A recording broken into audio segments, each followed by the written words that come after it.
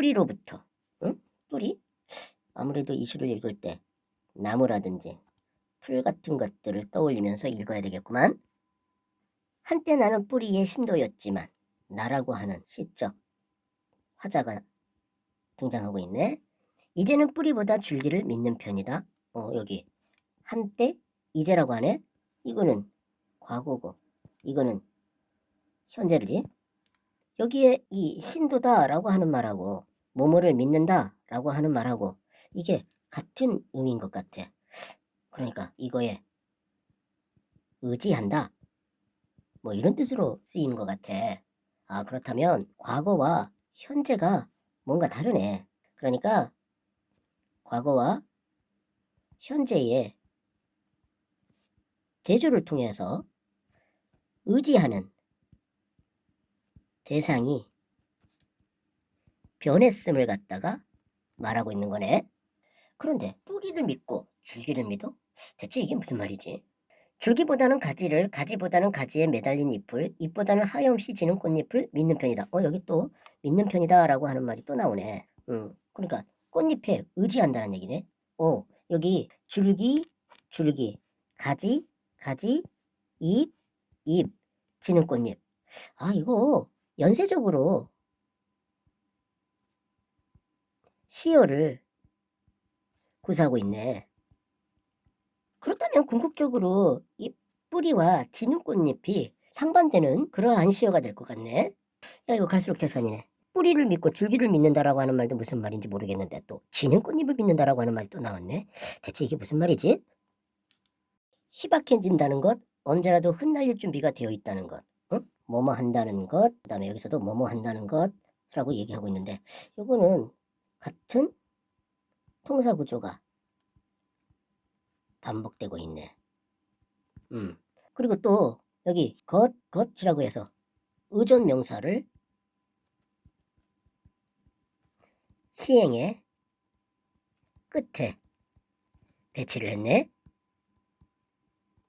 내용으로 봐서는 이 희박해진다라고 하는 말하고 흩날릴 준비가 되어 있다라고 하는 말은 같은 말인 것 같아. 그런데 이게 무슨 말이지? 흩날리다? 이거 이연에 지다라고 하는 말하고 같은 말 같은데? 그러니까 질 준비가 되어 있는 거다라고 하는 얘기가 되는 거지. 그렇다면 여기서 말하는 희박해진다라고 하는 것은 꽃이 지기 직전의 상태를 갖다가 말하는 거네. 그런데 질 준비가 되어 있는 그런 상태라는 거네. 그렇다면 여기 이 준비가 되어 있다라고 하는 얘기는 결국 상황을 수용하는 태도를 갖다가 말하는 거라고 볼 수가 있겠어. 뿌리로부터 멀어질수록 가지 끝에 이파리가 파닥이고 파리가 파닥여? 당신에게로 가는 길이 조금씩 보이기 시작한다. 당신? 이거 시적 청자네. 아, 이제 알겠다. 여기 뿌리로부터 멀어진다라고 했는데 바로 여기 줄기에서 가지로, 가지에서 잎으로, 그리고 지는 꽃잎으로 이렇게 연쇄적으로 시효를 구사하고 있는데 이것이 결국 뭘 얘기하느냐면 뿌리로부터 먼 존재들을 갖다가 열관 거라고도 볼 수가 있겠네.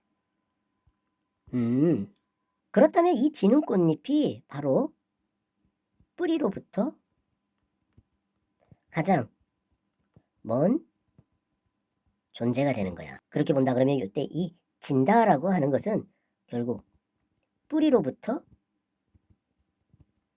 완전히 벗어난 것을 갖다가 얘기하는 거지. 이렇게 이해를 해볼 수가 있겠네. 그렇게 보면 여기 당신에게로 간다라고 하는 말은 결국 무슨 얘기가 되느냐면 뿌리로부터 벗어남을 갖다가 얘기하는 거야. 그것은 결국 무슨 말과 같은 말이냐면 흩날리다라고 하는 말하고 같은 말인 거지. 그렇다면 여기에서 이 당신은 단순한 시적 청자가 아니라 그 목표, 방향이라고 이해해 볼 수가 있을 것 같아.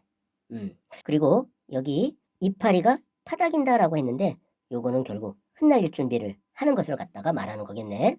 그런데 이파리가 파닥거리는 게 위태로운 거래. 이 파닥거리는 이파리는 위험한 상태에 놓여 있는 거지. 그런데도 왜 당신에게로 가려고 하는 거지?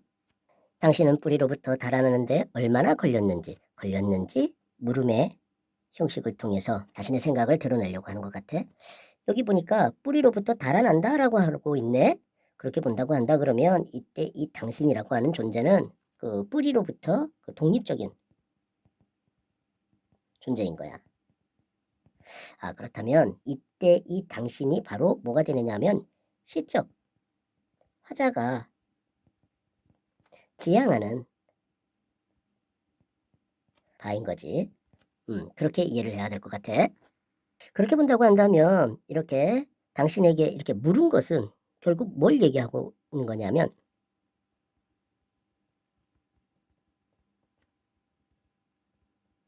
되고 싶다라고 하는 것을 갖다가 드러내는 것이라고 할 수가 있겠네. 그렇다면 여기서 지는 꽃잎을 믿는다라고 하는 말은 결국 무슨 말이라고 볼 수가 있느냐 하면 지는 꽃잎이 되고 싶다. 이런 마음을 갖다가 표현한 것으로 이해해 볼 수가 있겠어. 뿌리로부터 달아나려는 정신의 행방을 정신이 달아난다고? 정신이라고 하면 관념적인 말인 거지. 그런데 달아난다라고 하는 것은 구체적인 행위를 나타내잖아. 그렇다면 이거는 정신을 갖다가 구체적 행위를 하는 존재로 표현한 거야. 행방이라고 한다면 가는 방향이지. 정확히 알 수는 없지만 허공의 손을 잡고 어딘가를 향해 가고 있다. 허공이 손을 갖고 있는 걸로 되어 있네. 의나했어. 그런데 여기 허공의 손을 잡고 간다라고 하는 것은 아무래도 요 달아난다라고 하는 말과 같은 말인 거지. 그렇게 이해를 해볼 수가 있겠네. 그런데 뿌리로부터 달아난다? 이것은 뿌리로부터 멀어지는 거 아니야? 그런데 앞에서 이 뿌리로부터 멀어지는 것은 꽃잎이었잖아. 그렇다면 이때 이 정신은 꽃잎이라고 볼 수도 있겠어. 그러면 이 허공의 손을 잡고 가고 있는 것은 흩날리는 것을 갖다가 표현한 거라고 볼 수도 있겠네. 그런데 앞에서 또 이렇게 꽃잎이 흩날리는 것은 결국 당신에게 가는 것이라고 했잖아. 그러니까 여기 정신이 허공의 손을 잡고 가는 것은 당신에게 가는 것이다라고 이해를 해도 될 것 같아. 그런데 여기 행방을 정확히 알 수 없다라고 한다든지 어딘가라고 하는 말을 사용하고 있어. 요 두 식구는 불확정적인 그 의미를 갖다가 담고 있단 말이야. 그러다 보니까 이때 이 꽃잎이 흩날리는 것이 불확정적이고 불명확함을 갖다가 느끼게 해줘. 그러다 보니까 이 그 꽃잎의 상태가 불안정하다라고 하는 것을 느끼게 해줘. 그런데 왜 이 꽃잎은 그 불안정함을 무릅쓰고라도 이 뿌리로부터 달아나려는 거지? 뿌리 대신 뿌리라는 말은 어떤가? 뿌리라. 갑자기 뿔은 왜 나온 거야? 이거는 발음상으로는 유사해. 그러나 요 두 소재는 속성이 좀 달라. 뿌리는 땅 속에 있고 뿔은 밖에 있지. 그리고 뿌리는 아래를 향하고 있고 요거는 위를 향하잖아. 따라서 요 뿌리와 뿔은 대립적인 이미지를 갖고 있는 소재가 되겠어. 가늘고 뾰족해지는 감각의 촉수를 밀어올린다고? 그렇다면 이때 이 가늘고 뾰족해지는 감각의 촉수 이거는 아무래도 뿔을 말하는 거겠네. 감히 바람을 찢을 수 있을 것 같은데 바람을 찢는다고? 바람이라고 한다고 하면 이 뿔에게는 그러면 대결 상대가 되겠네. 찢는다는 얘기는 승리한다라는 얘기가 되겠지? 이 바람이라고 하는 것은 촉각적으로 느껴지는 거고 찢는다라고 하는 것은 시각적으로 느껴지는 거야. 그러니까 촉각적인 것을 시각적으로 전이한 공감각적 표현이라고 볼 수가 있어. 어쨌든 이때 이 바람을 찢는다라고 하는 것은 뭔가 투쟁을 통해서 이겨내는 것을 말하는 것 같단 말이야. 무소의 뿔처럼 가벼워질 수 있을 것 같은데 무소의 뿔 가벼워진다. 그런데 여기 보니까 뭐뭐 할 것 같은데 뭐뭐 할 것 같은데 라고 하면서 통사구조를 반복해가면서 운율감과 강조의 효과를 거두고 있네. 우리는 뿌리로부터 온 존재들, 우리와 뿌리의 관계를 보여주고 있네. 그런데 뿌리로부터 왔다라는 얘기는 결국 우리의 근원이란 얘기잖아. 그러고 보니까 여기 나는 뿌리의 신도라고 했었잖아. 바로 요것으로 인해서 그 뿌리에 신도가 되었음을 갖다가 얘기하고 있는 거지. 이것은 결국 우리가 뿌리에 의존하게 된 이유가 되는 거야. 그러나 뿌리로부터 부단히 도망치는 발걸음들, 응? 뿌리로부터 도망치는 존재라고 생각하고 있네. 그렇다면 이때 이 뿌리는 탈피해야 할 대상이지. 그래서 여기 그러나라고 하는 역접의 연결어가 사용되었구만. 그러니까 뿌리로부터 왔다와 뿌리로부터 도망쳤다라고 하는 것은 서로 대립적인 의미를 지니고 있는 식구들인 거야. 여기에서 이 뿌리는 양면성을 지닌 존재가 되겠네. 그러니까 의존의 대상이 되기도 하지만 또 한편으로는 탈피의 대상이 되는 거야. 오늘의 일용할 잎과 꽃이 천천히 시들고 마침내 잎을 다무는 시간. 오늘은 어떤 시간이냐면 잎과 꽃이 시들고 잎을 다무는 시간이야. 여기에서 소멸, 죽음의 이미지가 느껴지네. 이 시간은 앞에서 보면 뭐냐면 뿌리로부터 흩날려가지고 당신에게 가는 그런 순간을 말하는 거겠지. 한때 나는 뿌리의 신도였지만 이거는 일연에서 한 말을 반복하고 있네. 이미 허공에서 길을 잃어버린 지 오래된 사람. 허공에서 길을 잃어버렸다라고 하는 것은 바로 뿌리로부터 흩날린 걸 갖다가 얘기하는 거야. 이것은 바로 뿌리로부터 독립된 존재다라고 하는 것을 얘기하는 거지.